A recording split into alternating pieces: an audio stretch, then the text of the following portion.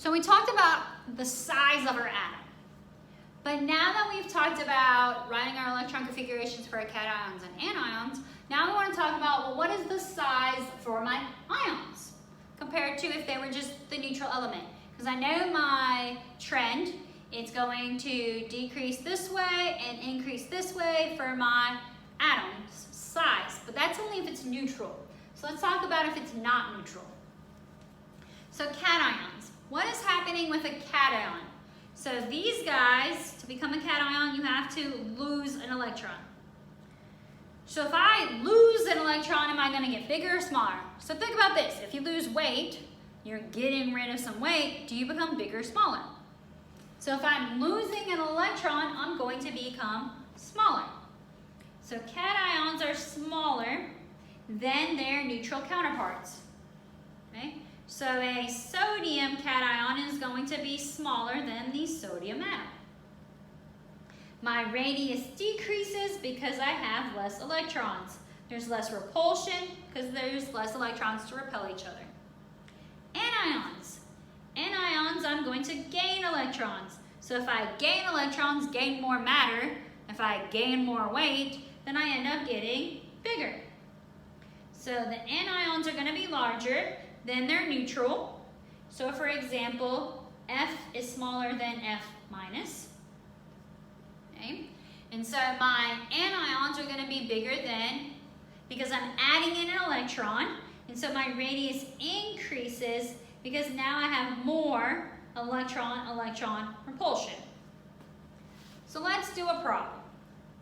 So let's arrange the following in increasing radius. So I've got all these different elements with their charges, and I want to know who's the biggest and who's the smallest.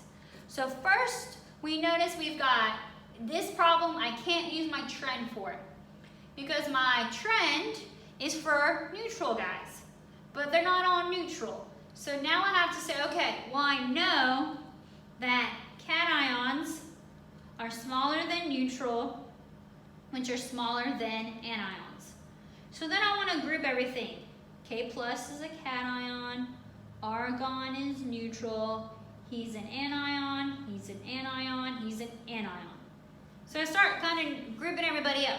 So I already got this guy figured out. He's smaller than argon because they're just by themselves. But now I got to figure out these three guys because they're all anions.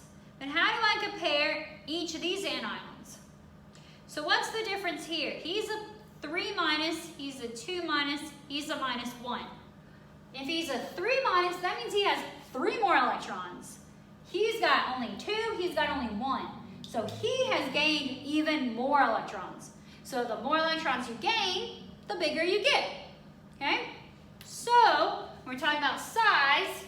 K plus is the smallest, then argon. Then if I'm putting those in order, I'm bigger than neutral, but I'm not as big as the guys who have even more electrons. Okay? So less electrons, smaller. The more electrons I've added, the bigger I am. Okay? So the higher the negative charge on my anion is the biggest guy, and the lowest positive charge would be my smallest.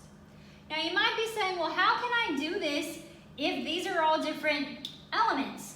How can I compare different elements and different charges? Okay? The next slide is going to introduce you to a term called isoelectronic. And isoelectronic, because these guys are all isoelectronic to each other, that's why I can do this. I can only compare these if they're isoelectronic. Okay? But if I ask you a problem like this, you can assume they're already isoelectronic because otherwise you couldn't figure it out unless you actually did like the math and knew the radii. All right, so you only got one more lecture on this chapter and then we're done.